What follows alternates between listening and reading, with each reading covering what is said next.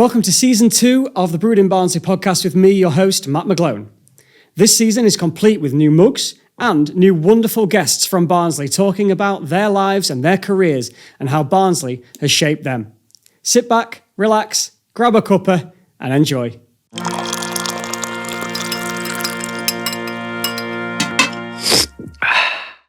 On this month's episode, we're joined by broadcaster Stephanie Hirst. Stephanie. Hi. Welcome to the podcast. Thank you very much. This is, as you know, I love Tarn. Yes. So for those who are not from our great town of Barnsley, we affectionately call it Tarn, T-A-R-N. That's one of the reasons we've invited you on, really, because you are, I wasn't saying the voice of Barnsley. Gosh. You are Barnsley personified, Really? I think. Very, well, because you're so proud of the town. Or Tarn. I'm fiercely proud of it. I always have. People talk about using their platforms these days. If I've had a microphone in front of me and it's been attached to a transmitter, I've always, at every opportunity, tried to big up our town. Mm-hmm. And wherever I am in the world, or especially if I'm in London or something like that, which is, I lived there for a bit and I'm there probably once, twice a week. Or if I'm doing an event, because I public speak a lot, I might be speaking somewhere and meeting people I've never met before. Mm. And we all know from when you're from Tarn and someone asks you where you're from, Barnsley, what's the first thing they do? Barnsley. Yeah. So before they even get to say that, and I'm allowed to do this because I can do put downs, right? Because I'm from Barnsley. Go on. So if people say to me, where you from? Barnsley. And before they say Barnsley, I go, we've just got electricity. It's amazing. There's a rumour about internet coming, but I don't believe it. And it disarms them. Yeah.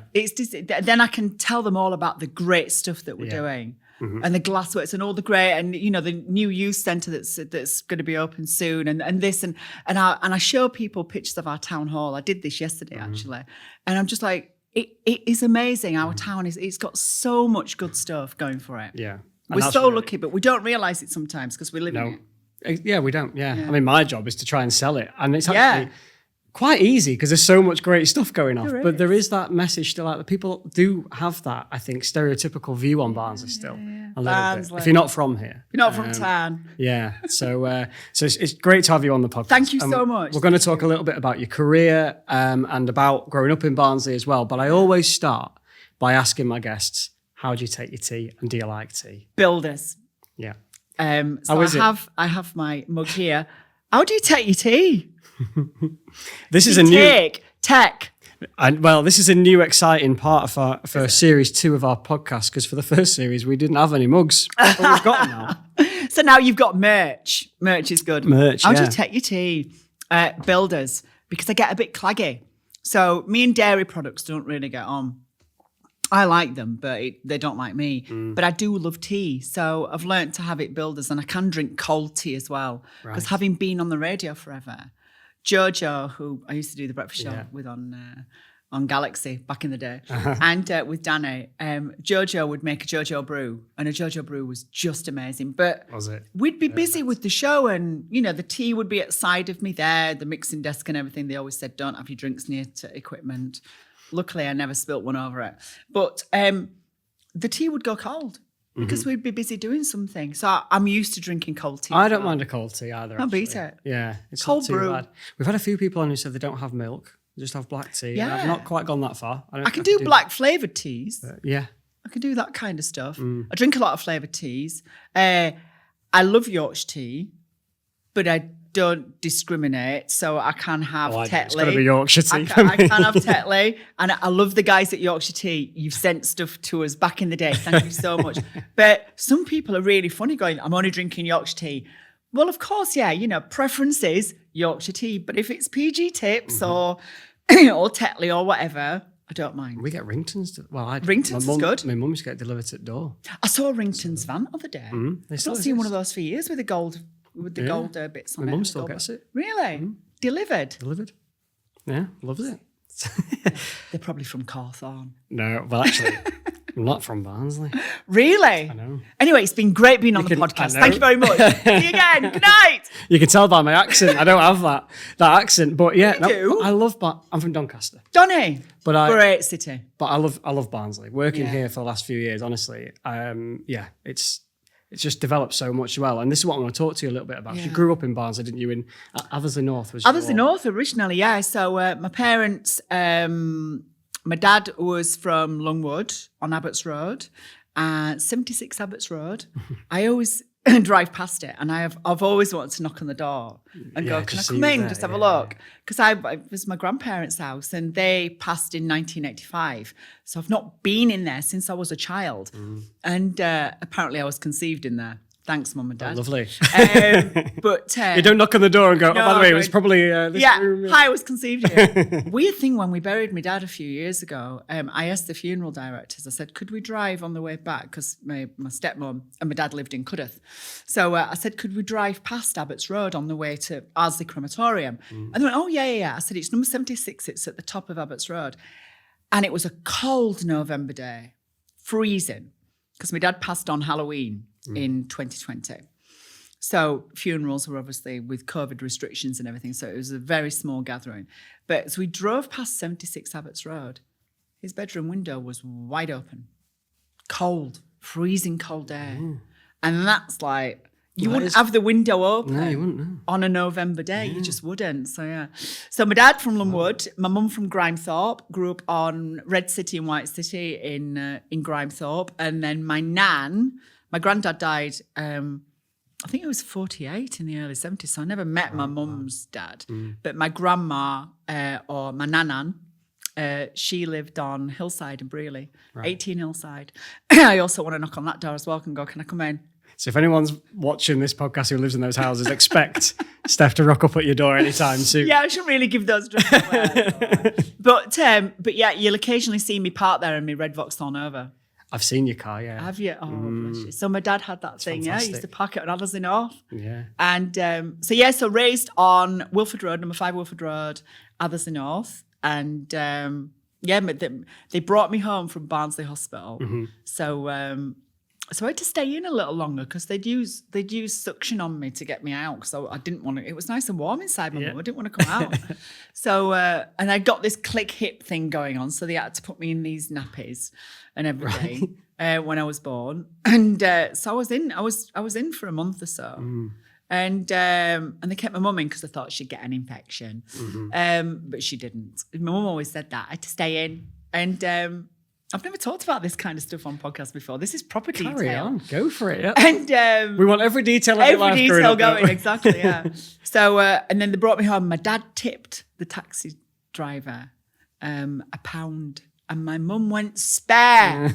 She went crackers. We can't afford to put food on the table, and you're tipping taxi driver, or it might have been a £5 actually. Wow.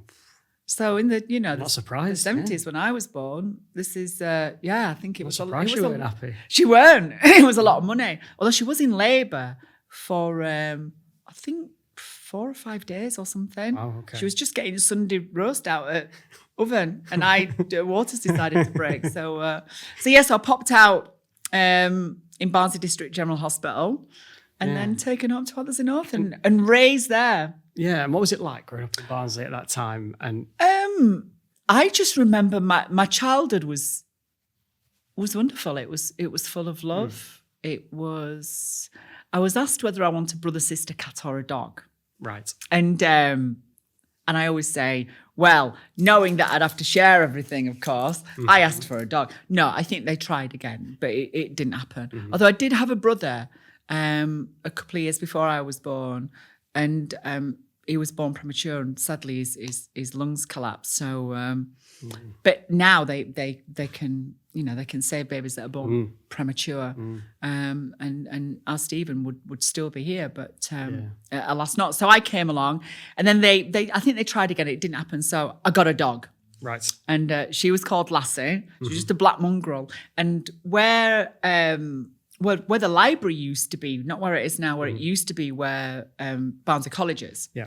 That used to be across from there. There used to be a pet shop, and my mum I got our Lassie for my 7th birthday, and my mum asked the person at the pet shop, "Oh, what is she? Is she a cross, or is she a mongrel? What is she a cross? Oh, she's a cross between a Jack Russell and an Alsatian."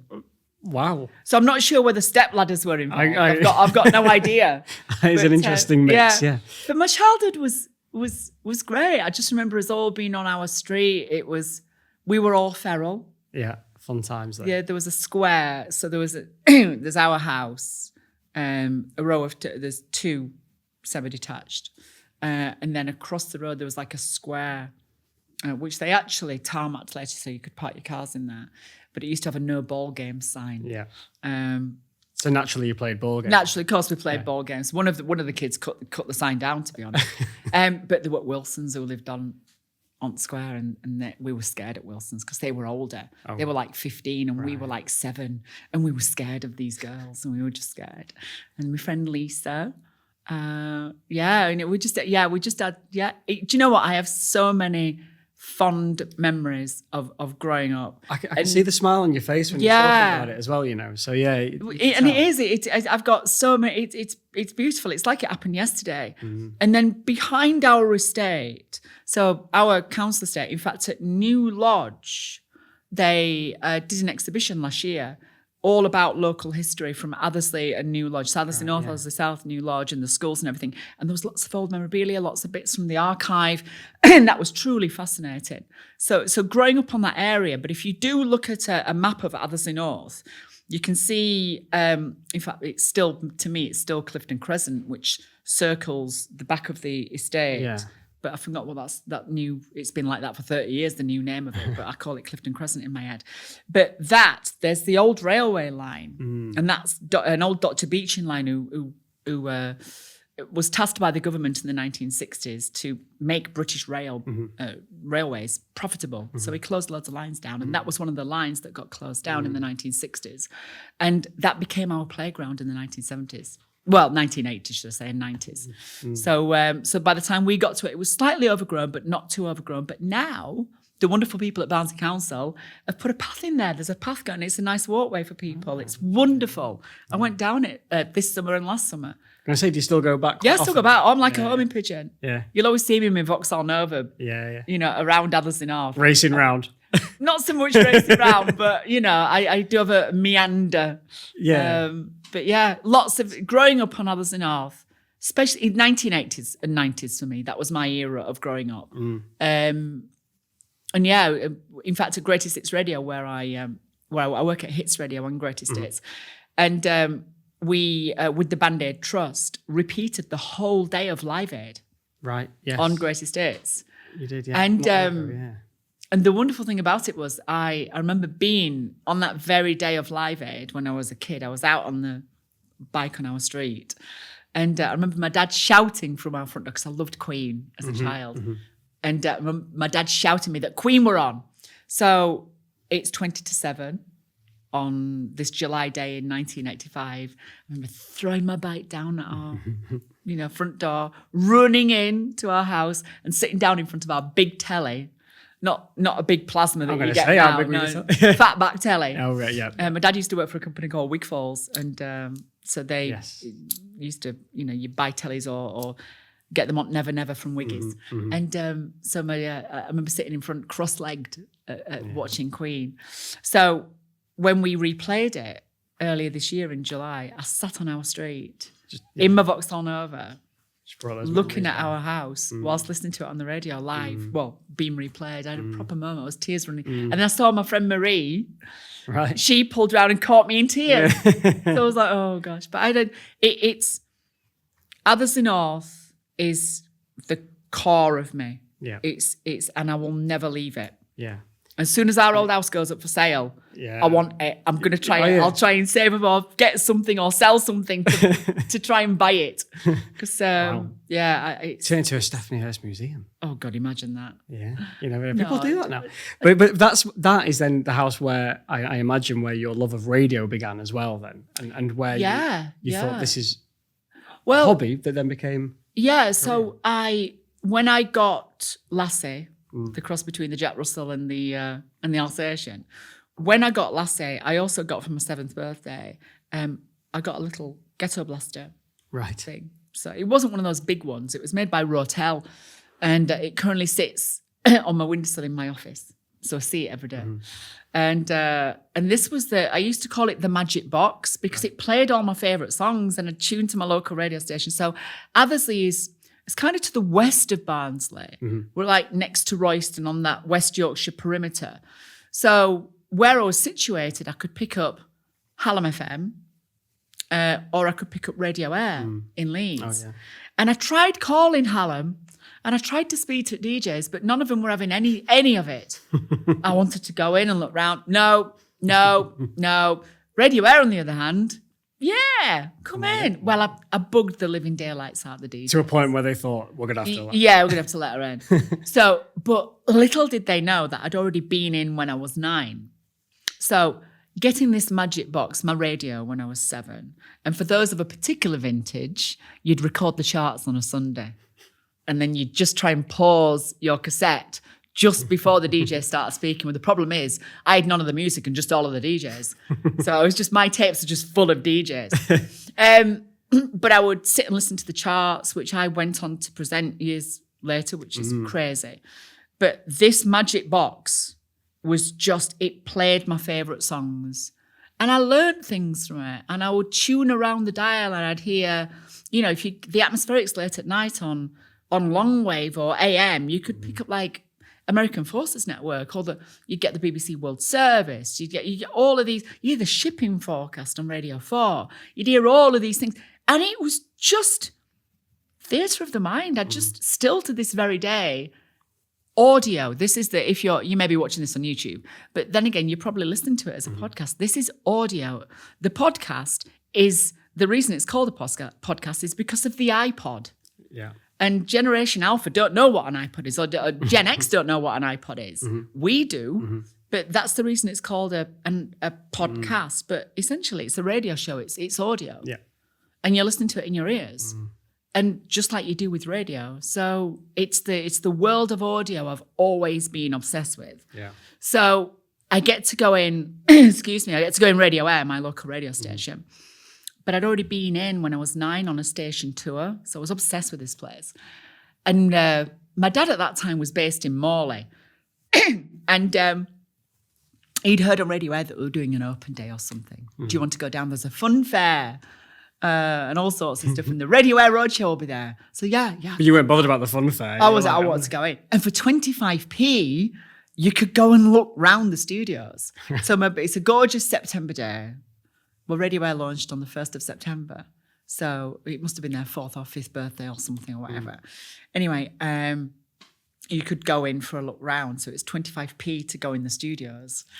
So my parents sat outside and I just queued to get in the radio station, got in the station, and I'm just about to walk into Studio 1 because there's a big queue of people all the way up the office into the studio corridor. And then I'm about to go in Studio 1 and this lady stopped me going, you can come in with the next group of people. So I'm stood there next to Studio 1 door, opposite Studio 4 door, which I later learned is where they made all the commercials. And at 9, I decided I want to work here. The smell of it, all of it was just exciting. It was just, there was DJ's photos on the wall. There was gold discs on the wall. And I'd seen none of that as a child. I'm like, I want to work here. So this is where later on Believe Achieve came in. And I think I didn't know how I was going to work there. I just knew I was. Yeah. So, and I've got another friend, a friend of mine, David. He says the same about his local radio station, Radio Trent. He didn't know how he was going to work there. He just knew he was. There was no ifs or buts. Yeah. So by 12, I've managed to convince a guy called Paul Stead, who created wonderful TV shows like at the Yorkshire Vet and Springtime on the Farm up at Cannon Hall. Right, yes. And Paul's the creator of all of that. And he went on to work in television, but originally worked in radio. And he was from Kettlethorpe, just down the road. And he would come from near there, Durka, and come and pick me up on a Saturday morning and then take me to Radio Air and showed me the ropes. And how old are you at this point? 12. So you're 12 now. 12, 13. So I started really going. I was going in sporadically from 12. Yeah. By 13, 14, I'm in full time and I'm editing these reel-to-reel tapes. and I'm learning all sorts of stuff. If I keep coughing, by the way, I had a bag of nuts before I arrived, and I think I've got a seed at the back of my throat. Well, I'm sure I have. We're going to have to keep an eye on you. Exactly, yeah, don't worry, I won't fall over. So yeah. So what you make, well, some people think, oh, you're making tea. I was making tea. I was making cups of tea. I was putting records away or CDs away, because when I started to get in radio, they just started moving from playing vinyl. Right. I know we're back on vinyl now, but for years vinyl was like, well, the CD now and it sounds better. But the DJ had stopped using vinyl and we started using CDs. So it's my job to put the CDs away. And also we weren't using computers at this point. So how the artist got paid was I had to write down on these, we called them PRS forms. So you'd have to write down the title of the song, the artist, the composer, the record label, how long you played it every for. time you play this. Every single record. And then they'd submit those forms back to PRS, Performing Rights Society. And that's how the artist will get paid. Wow. Now it's all in the computer system. Yeah, because easy. when you import a song in, Yeah. you then have to put the details in of what the composer are, or it looks it up on a database. Now it does it for you at the touch of a button. There, yeah. But that was our job. So me, Chris Moyles, other people, we would be helpers helping out DJs. Yeah. And for a lot of the people who are on radio today, they all started that way. So when did it jump from that, doing those kind of jobs, to then getting behind the mic and actually hosting a show? I got to sit in for a good friend of mine called Neil Rudd, who did the overnight show.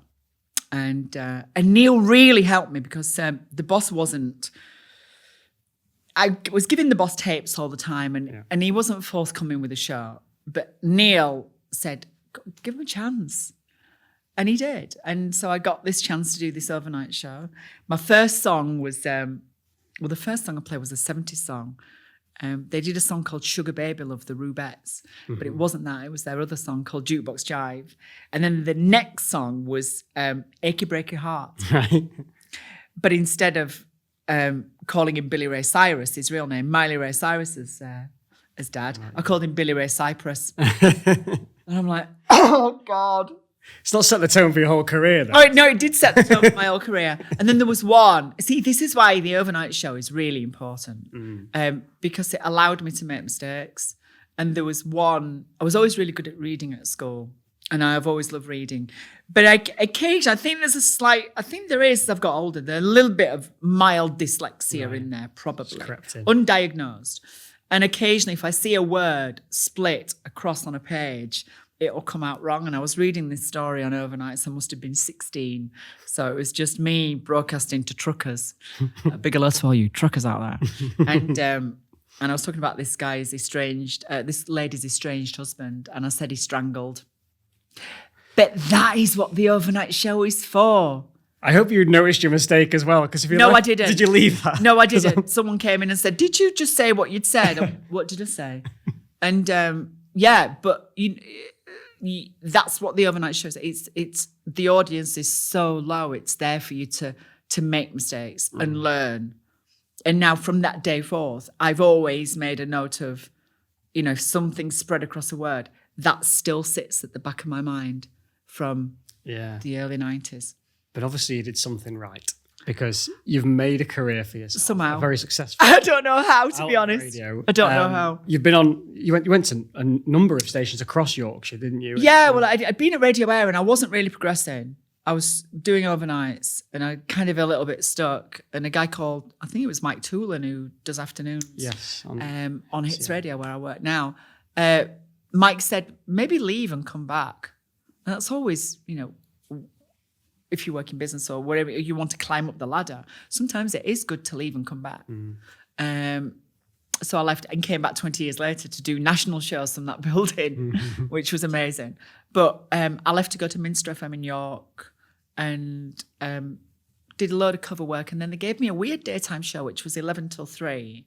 But I was also making tea, scheduling music, making adverts, and doing a daily show. And I'm 18 and I'm dropping the ball. They're giving you too much and they're paying you peanuts per day. And it got so much that I went, I can't do this. So I went to DJ Magaluf. Wow. As you do. Yeah. But I'd sent a load of tapes out before I went and got a job then at the Pulse. which actually they're having a big reunion this weekend. So so that should be fun, seeing lots of old colleagues. But I did the evening show on the Pulse and adored it. And it was Britpop, Spice Girls, Oasis. So the Spice Girls came in. You know, you're in the centre of all of this stuff. And you're doing an evening show which is targeted at teenagers and young adults. Mm-hmm. So that was amazing. And then Hallam FM called. Mm. And I got the drive time show. And you went, sorry, I've tried to get through to you for years. Yeah, I tried to get through to you. I'm not answering. I'm not listening, So I got the drive time show on Hallam, which, and I got severe. I went to Edward Shearian School on Addersley North, where it originally was, before it moved over to where St Helens was, I think. Mm. And I got severely bullied, and I used to not walk out the front gates with everyone else because I'd just get my head kicked in. Mm. So I used to stay behind in Miss Rose's class. Miss Rose, for those that went to Edward Shearian, will know that I think she stayed on past retirement. And I think she was 100 or something when over 100 when she passed. She was a formidable lady, but very scary. Yeah. You didn't cross her, but she saw a vulnerability within me, and she used to let me sit in the school library. And I used to sit in this area. I've only got one picture of me at school apart from the usual yearly ones, and it's me and all my other classmates in this area where I used to sit. Mm. And I was reading this book one day, and within this book it said, and she believed and she achieved. So I used to tap myself on the forehead on believe and point on achieve, going, believe, achieve, believe, achieve, believe, achieve. Because I knew that if I believed I could, it's a bit Ted Lasso actually when you think about it, you know, the believe thing. Yeah. But if I believed I could, I knew I would. Mm. So all of that stems back to school. And once I got on Hallam, and I'm doing the drive time show, we had a 49% market reach. So Galaxy had just launched when I started, but it wasn't, well, it was Kiss originally before it became Galaxy. And it was, even though it was a Yorkshire radio station, it was very Leeds-centric. So it didn't dominate in South Yorkshire and the North Midlands that Hallam covered. So we had a 49% market reach. You either listen to Radio 1 or listen to us. Yeah. So all the bullies at school. To be honest. Yeah, you would have done. Today's best music, Hallam FM, as it was. And Daryl Denham on breakfast, and Scotty McClue late at night, and Anthony Gay, and Emma Scott, and Brett Harley, and Simon James. Oh, there was so many of us. I forget if I've missed anybody. But yeah, so that station was huge. And I'm doing the drive time show. And what that proved was to the bullies who bullied me, I could do it. Mm-hmm. And I did do it. Mm. But I was on my way up at this point. And so it's working really hard and doing lots of gigs. And I'd always DJ'd. My dad always said to me, my dad was in bands apart from being working at Wigfalls, which I've just found actually. I'm on all of these Facebook groups about Old Barnsley, and someone shared a photo of Wigfalls. Oh, the Old Barnsley in colour one. There. Yeah. I see some right stuff. There's really some good fantastic images on there. ones, and it's just this black and white photograph of Wigfalls, because that's my memories of going in there when I was a kid. Wonderful. But my dad was in bands. He was in a band called Warm Blue and then Bullet in the 1970s. So my dad had always done then in a duo called 50-50 in the 80s. So he'd always been around live stuff. And he said to me, you know, if radio doesn't happen, you know, properly, always do live DJing. So I DJ'd in numerous pubs in town, thanks to the amazing Kevin Saville for giving me a gig at Dolly's, which used to be the Magnet pub long before I used to go out. But now it's the Chippy opposite the Civic. Oh, yes. Which is Mother Hubbard's. Mother Hubbard's. But that is where I got my first town centre resident DJ gig. Right. It was in there. And then I left there. I did a couple of bits at Japanese Whispers before it closed, which then became Regent's Park and then Heaven and Hell. And now is Estbullo. Oh, yeah. Just up here. On Regent Street. It's weird eating in there. I bet, because I'm DJ'd. I'm on the dance floor. Like, where I used to. But anyway, and then I worked at Hedonism, which is now a car park. So DJ and then Pharaohs, and there's so many amazing gigs. But doing live work was always really important to me. I imagine that's very different to. I mean, it's very different to hosting a radio show, doing live DJ sets, isn't it? It is, but it's the live aspect I've always loved. We tour the Belters. brand that I own now. Yeah.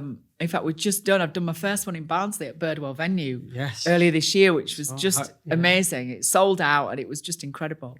And I'd held off from doing one in Barnsley because I wanted to just get it right and make sure, there was a few little things I wanted to leave and come back. leave and come back, but I wanted to, make it a huge success in it, and it has been. So DJing live was always something I did alongside radio, and then from Hallam it was back to the Pulse briefly, and then to Viking FM in Hull, and that's when I won a Sony Radio Award, which is like a radio Oscar, but it got me noticed within the industry, got an agent, then Galaxy happened, then the national chart, and I'm like, this is everything I'd ever wanted and more, and I'm, You did make me switch from Hallam for a bit, 'cause Hirsty's Daily Dose was... Oh, did I? Yeah, you Thank did. you. So, do you know what? Sorry to no. Big John there, because... Well, Big John, who I adore that man, John Harrison, I love him to bits, but he was so strong in that Yorkshire marketplace. He was, yeah.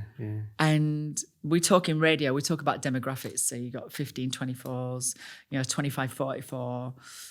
40, 45 dead, essentially, age group wise. And he was so strong in those. And that 25, 44 demographic, you couldn't beat him. I did it once in my 11 and a half years on Galaxy. Really? It was so strong because of his Almster. Yeah, that was a good feature to be It was fair. amazing. That show was, and it finished recently, was incredible. Well, I wanted to ask you about this a little bit, because having worked on local radio stations like that you have done, it's changed so much now that there's not many left. There isn't. And what's that? Yeah, what the reason, one of the reasons is local advertising is not there. Newspapers are suffering. Local radio stations, you first and foremost, it is a business. And when I did work experience at Radio Air when I was 15, something like that. And I thought I was going to get 2 weeks in the radio, in the studios, playing with jingles and making shows. No, I spent over those 2 weeks several days in different departments, and I spent a few days in the sales department. And in the sales department, I got to work out what all the sales figures were on the board. And targets, and understood that this is a business.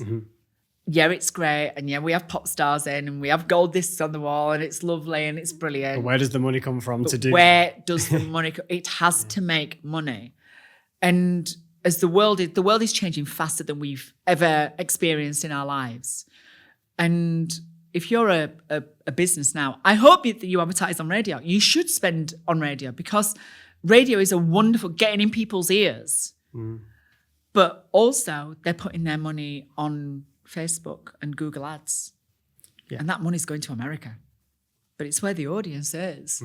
So you're finding that local newspapers are suffering. Local newspapers are closing every single week. Thank goodness we still have the Barnsley Chronicle. And Andrew and the team there are phenomenal. But yeah, local advertising on radio stations over the years has been in decline. So it's keeping these radio stations going. And because we've, the deregulation within broadcasting has been allowed to happen. If you're a business, you are going to try and make as much profit as you can. And if local advertising is going down, sometimes it's making the really tough decision of taking those radio stations out of those marketplaces. But the most important thing is super serving them with local news and travel and the information. And we have the technology to do what we call splits, so we can do bespoke content for on each show to those marketplaces. Yeah. So, but I think local radio is and community radio in particular is the new local radio. Well, actually, Barnsley now has two new radio stations, along with Penistone FM as well. And Penistone's still going. Yeah, so going. It's Barnsley. Actually, it's probably a very well served town. It is, and so I always think there is a place for local radio, but if you're a business and you're owned by big radio operators, some tough decisions sometimes have to be made. And I think that is where this happened in America. Yeah. And it's sad, it's heartbreaking, but you've got to, we have to, all of us that work in the industry have to be realistic that we have to evolve as well. And this, allows, the new stations like Barnsley Radio and the other ones, and I know there's one with the Civic and Radio Essentials. Radio Essentials. You have all of these, and this allows that playing field to open up for them now. So we're in a good place. Yeah. Radio's really healthy. More people than ever are listening to radio. So it's in a really good place. I suppose with podcasts, that audio, that love of audio is coming back. Love of audio, yeah. I just wanted to bring it back to Barnsley now as well. And you, one thing that we were talking a little bit about this before we started. You have been quite open with your mental health. Oh yes, challenges, and I was sort of wanting to know how Barnsley's kind of helped you with that.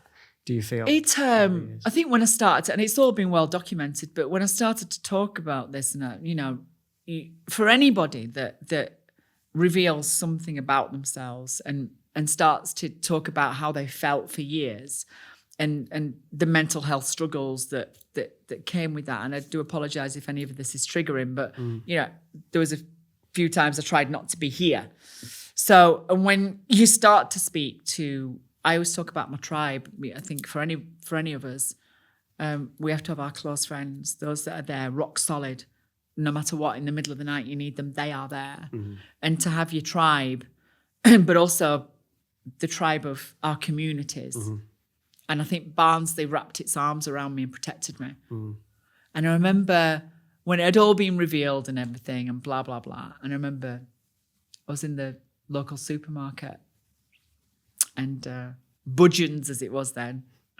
And I remember stood there and there was this guy who'd looked like he'd been on a building site all day and he'd got his eye-vis on and stuff like that. And I'm in this big queue, I'm at the back.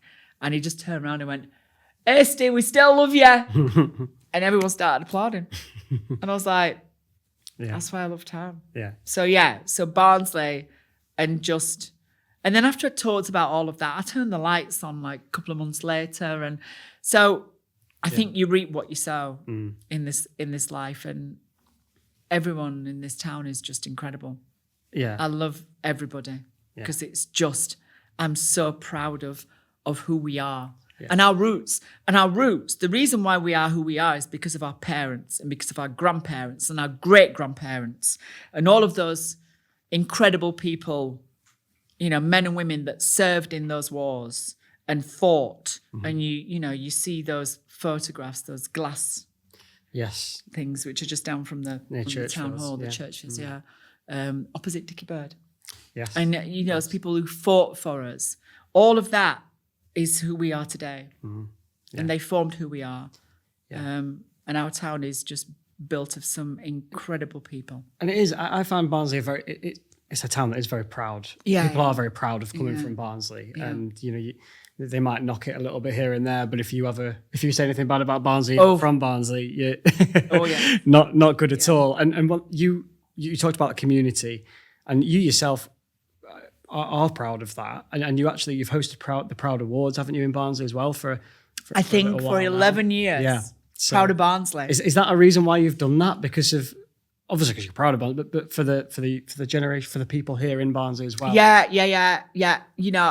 I've always said to Andrew, I said, I am never, because as an award host, I go up and down the country hosting awards, and that keeps the cat in dreamies, and he puts food on the table. I've always said to Andrew, I will never ever take any fee for anything I ever do, because this is to stand there is an honor to be on that stage and to talk, and all of these incredible people who go above and beyond in our communities and people who are recognized. It is an honor to stand on that stage and to share just a small little piece of that stage. When they come up and get their awards, I always make sure I stand back. That is their moment.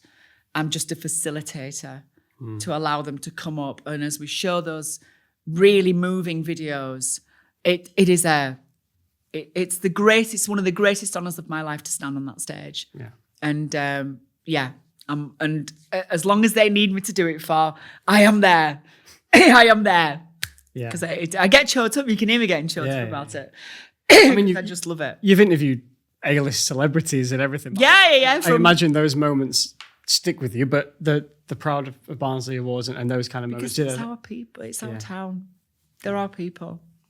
And, you know, those people that go above and beyond is just, and they're doing, there's people right now in our communities who are going, proper Barnsley then going above and beyond to help those in need. And I'm so lucky to be from here. Yeah.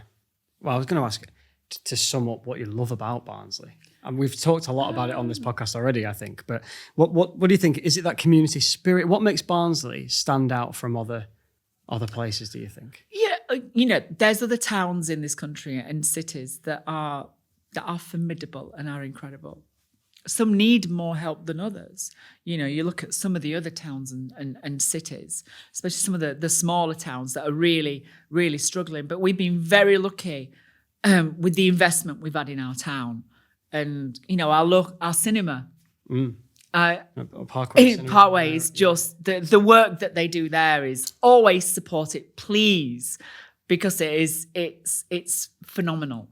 But the community work and the outreach I'm proud to come from here. I'm proud to come from somewhere where people care. Yeah. People give can't say that word. Bleep. Yeah. But yeah, I'm proud to come from somewhere that people truly care about each other and they will wrap their arms around people and protect them. And I think that is, I play records on the radio. Yeah, I broadcast in front of a microphone. You know, it's an honour and a privilege to be in front of any microphone. But to come from somewhere where people, I wouldn't want to be from anywhere else. I genuinely, because people care. Yeah. People are always there for you. Yeah. And that's been shown to me in bucket loads. Yeah. And I love that people talk to each other. The amount of conversations I've had in shops and stuff, I just like having a cow. Yeah. It's like having a chat with people because I like people. There's a lady who I met here, early Vicky. Oh, yes. Yeah. Business in the DMC. Yeah. And she was like, I was going off for a chat and stuff. And I think our town, we love people, don't we? We love to talk. First day I was here, I sat on a bench outside of the Glassworks having my lunch and I didn't expect anyone to speak to me. And there was an old lady next to me. She started talking. Yeah. I was looking at my watch thinking, I've got to get back here. I'm like an hour lunch for first day. People are going to think, what am I doing? But we want to talk. Yeah. And that's, I think, one of the reasons I love this town as well. Yeah. It's a very friendly place. It is a very, very, very friendly place. You know, if we don't like something, we'll tell you about it. It's an honest place. Honest. Very friendly. Yeah, that's another thing that I love, the honesty that we have. But yeah, if we... Spade's a spade. Yeah. I'll tell you that. And I think that's... my mum was very much like that. My mum was... my dad was a lover, not a fighter. My mum was definitely... she was tough.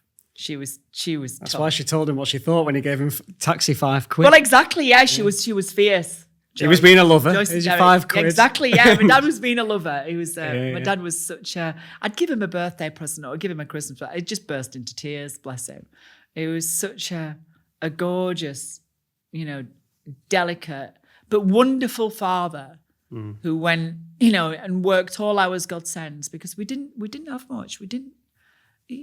A lot of people. It's a northern working class town. And especially during the miners' strike during the 1980s, around us, I come from a mining family. So people were on strike and, in our family, people were helping each other out. And so, I'm proud to come from here. That's fantastic. So what's next for you now then, Steph? Because any exclusive reveals? No, not really. I think for me, I love reinvention. So I love to evolve, and I think I don't want to ever retire. I still want to be doing this as long as I can. So hopefully I've got a good 30 years ahead of me or whatever. Yeah. But I don't want to. I'm good friends with Tony Blackburn, and but Tony's 84 and still rocking. He is, isn't he? Yeah. And there's another DJ. I sadly went to a guy called James Wales' funeral. James did the late night show on the radio station Radio Air that I got into, and me and Paul Stead, who got me in radio, and Krista Ackroyd, who I used to host the Barnsley Proud of Barnsley Awards with. We all went down to James's funeral, and we were all talking about the old days and all sorts of stuff like that. And there was lots of people who were of an older generation than us there. And there was a guy called David Hamilton, who was a big star in the 1970s and 80s. David Diddy Hamilton, 88 years old, still on the radio every day on Boom Radio. Wow. So you're like, if I can still do this, and technology has changed so much these days that a lot of the shows, sometimes you don't need to be in a radio station. You can have, how many times do you see these microphones on podcasts? These are, one of the best microphones you can buy, and they're affordable. So all you need is one of these and a little mixer, plug it into your laptop, you connect to the radio station. As long as it's not echoey, you can do your shows from home. So for the older generation, it's really good for them to be able to kind of just log in, work from home, do the shows, but still communicating with their audience. So in years to come, I hope that I'm still on some radio station. So it's always a radio thing for you, do you think? Or because you've been on TV. I've done telly. I love TV, but TV's changing. What is the number one viewed thing? I'm going to say thing because I'm going to give it away, actually. What is the number one viewed channel in America on people's TVs? Well, I was thinking YouTube. It is YouTube in America. It is. I think it's second here. It's crazy. I think BBC just beats it. It's crazy. But yeah. So I have some ideas for YouTube creation. I have some ideas for evergreen content that in years to come, it will still be. You did all your belter stuff on. I did. Well, when I did stuff on socials. Yeah. Well, I did when Facebook Live first appeared. I started DJing in my kitchen. I was getting 50,000 people watching it. Yeah, it's probably about 25 on the live. Another 25 would just be, from leaving it live on Facebook. So that was crazy. So I was an early kind of user of live video, and then evolved that into. So for me, it's reinvention, creating new brands. I love my vinyl stuff. I do a daily show on Greatest Hits Radio 60s where I play Beatles, Stones, Who, Kinks, all from the original vinyl 45s. I can be DJing in front of 18, 19, 20-year-olds and drop in a DJ set, You Really Got Me by the Kinks, and it goes off. Play My Generation by the Who, it goes off. Yeah. They love it. Yeah. So I think today, just this week, we're reading about the David Bowie archive collection at the V&A, and that you can order up bits of David Bowie's archive collection on the V&A website 2 weeks beforehand, and then go to the V&A in London, and you can touch it. And you can hold his object. You can hold things that David Bowie wore or held. But if you are young and you've got Spotify or Apple Music or whichever platform that you listen to music on, and you search for David Bowie, you've got his entire collection there in the palm of your hand. And that music's not old. It's new to you. It's brand new. So music doesn't age like it used to do. It's not old and fusty and smelly like it used to be, because of the covers and everything. It's actually, everything's new. So I think in future generations, this music is just going to evolve, and they're going to need broadcasters. Yeah. So I've got some ideas to do with music for YouTube. But also, people say to me, you've not got a podcast. Well, what is podcast? As I was saying earlier, it's just audio. And I've been doing audio for the last 25, 30 years. So they're just radio shows. Well, we'll watch this space. Watch this space, kids. You never know. Watch this space. Believe, achieve. But thank you for joining us today. Thank you for asking me. It's been a really good chat. Thank you for asking me. We could go on for about 3 hours. You'll have to come back. I would love to. Because there's more to tell. But what I have now is cold tea. Yeah, I know. Well, because I am accustomed to old tea. It's all a little warmer, don't we? Then? Yeah. Do you like my iron mark as well? I burnt myself on iron the other day. That is bad. That's a bad one. It's all right. You can see where my fake tan's been and the plaster's been on it. But yeah, that's when I was leaning over I was going to James's funeral on Monday, and Krista turned up at 6:00 because we've got a long drive to Kent. And I was turning the iron off, and I went to grab it, and it caught me on the side. Oof. It's all right. It's a belter, isn't it? But it's all right. Bit of Savlon on it. It's okay. Yeah. It's all right. Well, I can't wear my bangle. Oh, I hope it heals soon. Oh, it'll be fine. And, it'll be all right. yeah, it's lovely to see you. Great to chat. Bless you. And keep loving Barnsley. I will spreading the word. I will do. I will always. And to anyone that's watching this, and to anyone who is new to Barnsley, discover there's so many amazing things. There's the Transpennine Trail that comes through our town. You know, there's the Elsica Heritage Centre. There's so many things. There's Experience Barnsley. Some of your stuff's in the museum, isn't it? My record player, my Fisher Price record player is in there. So the record player, there's loads of photos of me as a child with that thing. Yeah. So that's there. So I'm proud. I've got some other things actually which I should donate. Yeah. Some stuff from record shops in Barnsley. Well, you know what? You can put it in your house when you buy it, and obviously. Yeah, I should do actually. I very much doubt it's going to be like John Lennon or Paul McCartney's house that the National Trust operates in Liverpool. I don't think people are going to be queuing and paying to come in Stephanie Hirst's house in Atherton. Barnsley, I think a lot of Barnsley folk would too. Really? I don't know. I don't think highly of myself. Well, maybe when you've done all these other things for the next 30 years. Maybe when I'm dead. You never know. I am a hoarder, so there's plenty to go at. Brilliant. Thanks again, Steph. Thank you. Thank you.